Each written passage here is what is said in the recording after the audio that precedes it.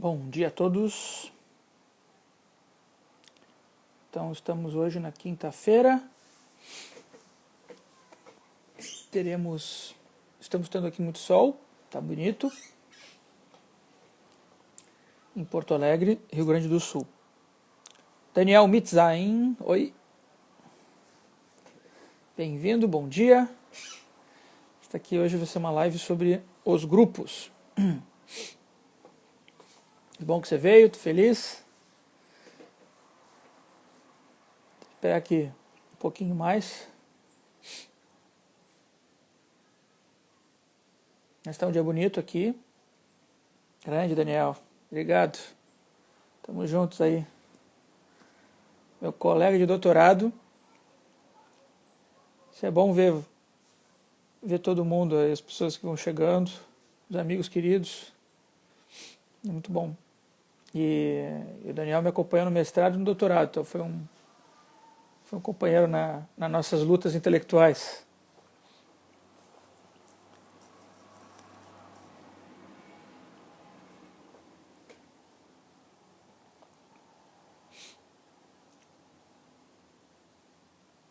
Mas está um dia bem legal, não está quente demais. Tá bom para sair na rua, que não pode sair muito na rua, porque temos um vírus. Mumu, e aí Mumu? Outro grande companheiro. Daqui a pouco eu falo contigo, Mumu, que agora o tempo mudou. Estava trabalhando antes, então vim falar agora. Então vou falar um pouco dos grupos hoje, nesse lindo dia, iluminado, ensolarado. E falar de uma coisa que talvez para muitos, né, pareça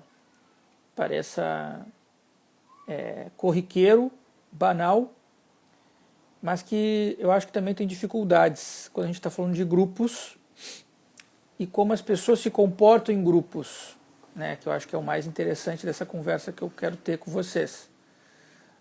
E também, claro, colocar também as coisas que eu sinto que são difíceis também de pertencer a grupos, ter filiações. O que acho que também não é só uma coisa minha, mas eu acho que também é uma coisa de muitas pessoas. E falando um pouquinho de grupos, né, eu gosto de trabalhar com grupos. Quando eu trabalhei com grupos em saúde, eu gostei muito. Eu acho que tem coisas que são muito legais a gente observar em grupos, mecanismos que existem nos grupos quando a gente está pensando em questão de saúde, né? Então é legal a gente observar muitas vezes que um grupo, existem certas relações que você começa a ver, certos jeitos de falar que você começa a notar, pessoas que você se comunica melhor do que outras. Também às vezes nos grupos, né, acontecem certas relações de ódio mútuo, aquela pessoa ali que, por exemplo, é um problema, que ela é um mal, né? Então isso gera uma relação ali ou de temor, que você sente temerário, ou de luta, que você tem que lutar contra aquela pessoa, né? E existe também essa relação às vezes de dependência, né? Que um se liga a um porque não sente que consegue falar, não sente que consegue pensar. Outro ali vai sentir que um líder messiânico vai vir e vai salvar, né? Ou que você vai encontrar alguém que você gosta de verdade naquele grupo ali, você vai poder expressar esse sentimento. Gabriel Teitelbaum, olá. E isso tudo aí, quem falou bastante foi o Bion, né? Naquele trabalho Experiências com Grupos. Foi um trabalho que ele falou bastante de grupos, pensando eles em relação à saúde e também em relação a aquilo que eram estabelecidas como as tarefas para a saúde. Isso aí é uma coisa bem legal, que a gente vê bastante no Bion. Mas existe uma coisa que não é a grupo para a saúde, né, que não são esses grupos terapêuticos, que está para além dessas denominações que o Bion estava enxergando ali, né? E aí nós vamos olhar um pouquinho para a nossa sociedade e para o modo como a gente tem pensado grupos atualmente, pensado nesses grupos, né? Filiações que muitas vezes diz respeito, bom, eu vou falar só com quem fala comigo, só com quem eu sinto que vai entender o que eu estou dizendo, vai acionar um gatilho emocional dentro da gente. Então os grupos, a gente lida muito com grupos a partir das emoções que a gente tem, né? E a gente está pensando em termos de sociedade hoje muito mais com as emoções do que de fato pensar certas consequências, pensar de um jeito um pouco mais aprofundado se realmente aquilo ali que está sendo passado é factível com a realidade ou não é factível com a realidade, de onde é que está vindo aquela notícia, se ela está galgada em algum fato, ou se ela é uma ideologia que a gente tem que é muito forte, e por isso a gente se apega a essa ideologia, também por uma questão de fragilidade emocional que a gente tem, né? E essa fragilidade, quando a gente encontra de repente uma espécie de liderança, né, a gente se joga para essa liderança e começa a pensar que é somente daquele que o verdadeiro poder, o poder mais significativo, vai emanar para mim e eu vou ser salvo, ou eu vou me desenvolver, vou melhorar, enfim, vou me encaixar. Então muitas vezes a gente também procura grupos porque a gente está desencaixado e a gente quer se encaixar de algum jeito. Esse é um fato bem importante. E muitas vezes também é muito comum que isso aconteça, que os grupos tenham um certo tempo na vida das pessoas, né? A pessoa se engata num grupo até conseguir um relacionamento de amor, por exemplo, né? Uma namorada ou um namorado. Conseguiu, tchau, né? A gente tem visto muito isso nos grupos de relacionamentos. Também existem objetivos pessoais das pessoas com os grupos, o que não é nada ruim, muito pelo contrário, é importante.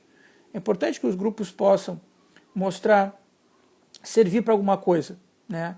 Mostrar também para a pessoa, né, que ela tem um objetivo. Isso é uma coisa muito, muito legal, né? Quanto mais a gente está num grupo, não necessariamente a gente está mais engajado no grupo, não necessariamente, né? Olhem as redes sociais.